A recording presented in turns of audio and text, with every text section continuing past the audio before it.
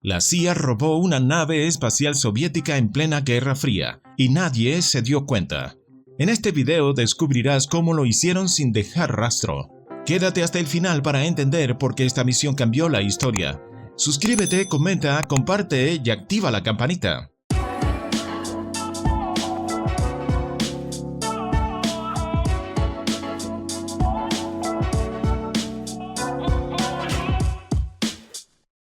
En 1959, en pleno auge de la Guerra Fría, la Unión Soviética humillaba públicamente a Estados Unidos con cada nuevo avance espacial. El lanzamiento del Sputnik, el envío de una perra al espacio y las primeras imágenes del lado oculto de la Luna no solo mostraban poder tecnológico, sino que proyectaban una imagen de invencibilidad.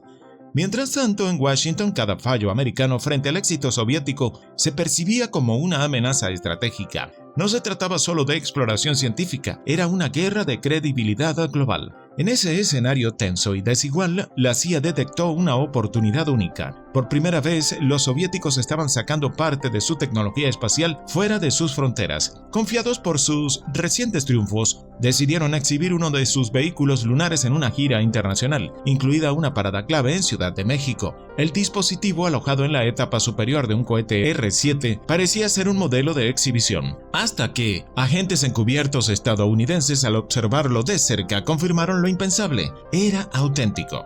La operación pasó inmediatamente a una nueva fase. La prioridad dejó de ser el espionaje pasivo. Ahora se trataba de secuestrar, analizar y devolver una nave soviética sin dejar rastro. El acceso durante la exposición era imposible, con agentes soviéticos vigilando día y noche. Pero el transporte entre ciudades ofrecía una vulnerabilidad. Durante unas pocas horas en cada traslado, los contenedores quedaban sin vigilancia militar directa, solo bajo custodia civil. Ese pequeño margen era suficiente para que la maquinaria de inteligencia más sofisticada del mundo entrara en acción. El plan fue perfeccionado al milímetro. A través de contactos locales, los agentes estadounidenses lograron identificar la caja exacta donde viajaba la sonda. La etiqueta decía «aparato astronómico» y sus dimensiones coincidían perfectamente. La CIA se aseguró de que fuera la única sin vigilancia al llegar al depósito ferroviario. En ese punto crítico, un convoy civil interceptó el camión. El conductor fue apartado bajo amenaza y reemplazado por un agente estadounidense que desvió el vehículo hacia un deshuesadero previamente asegurado. Allí, ocultos tras altos muros y al amparo de la noche, comenzó uno de los actos de espionaje más audaces de la Guerra Fría. Todo fue ejecutado con precisión quirúrgica. Desmontaron la caja con cuidado extremo, trabajando sin zapatos para no dejar huellas.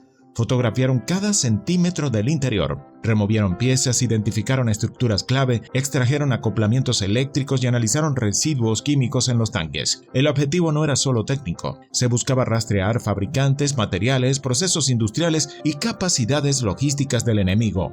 El interior del contenedor ocultaba una cápsula real, no una maqueta. Era una sonda soviética de la serie Luna, equipada con un sello plástico marcado con un distintivo oficial diseñado para revelar cualquier intento de manipulación.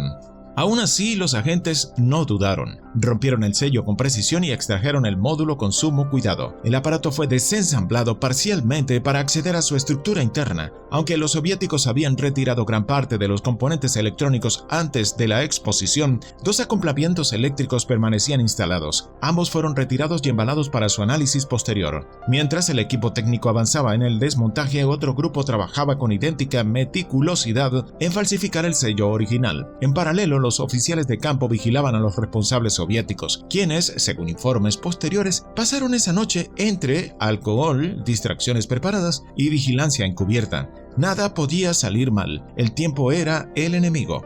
A las 4 de la mañana, todo debía estar exactamente como estaba, ni un tornillo fuera de lugar, ni una marca delatadora. La maniobra fue ejecutada con una eficacia impresionante. A las 5 en punto, la nave estaba nuevamente embalada con su sello falso perfectamente colocado. El camión fue conducido de vuelta al punto exacto donde había sido interceptado y el conductor original, que había pasado la noche en un hotel bajo vigilancia, fue devuelto al volante. Todo quedó listo para que el vehículo ingresara al depósito ferroviario sin levantar sospechas, y así ocurrió.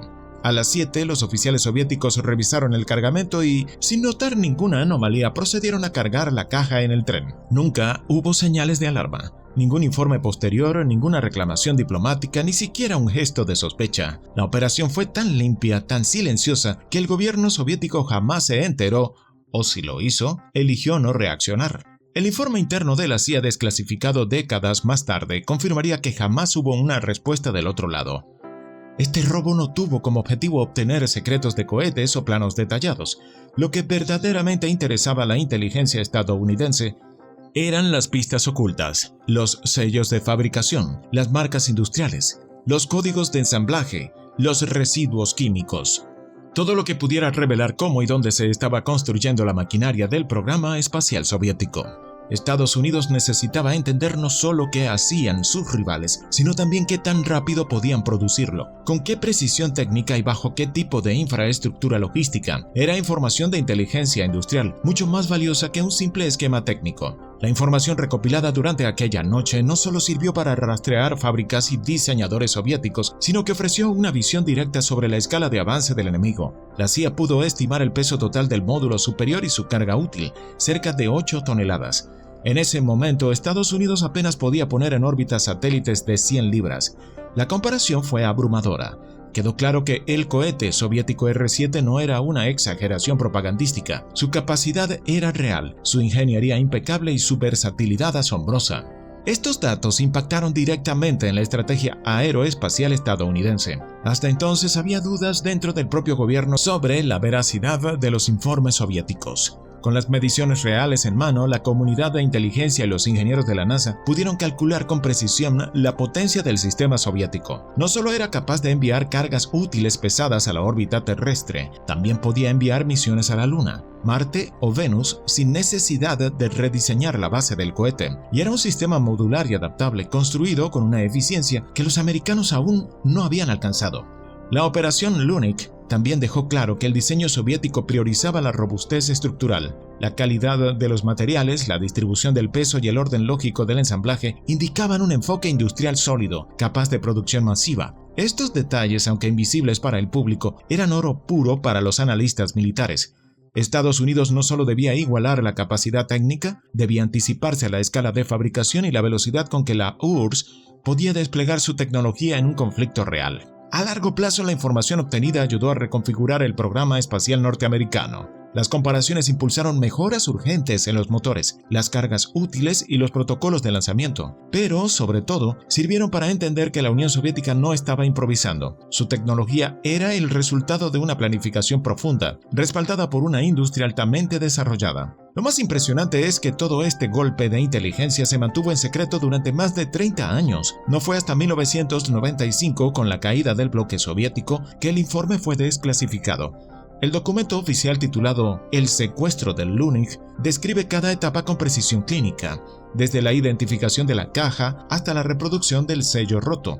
En ningún momento se detectó rastro de intervención extranjera, ninguna alarma sonó, ningún soviético reportó una anomalía, y sin embargo Estados Unidos había tenido en sus manos durante una noche una cápsula lunar enemiga.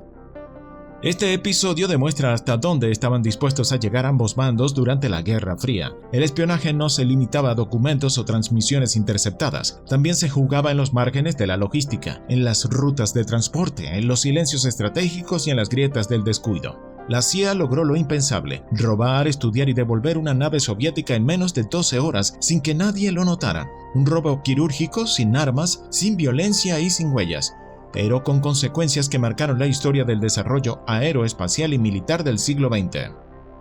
Un robo perfecto, una noche clave y una cápsula lunar que reveló más de lo que parecía. No olvides suscribirte, darle like, comentar si te sorprendió esta historia y activar la campanita para no perderte nuestros próximos videos.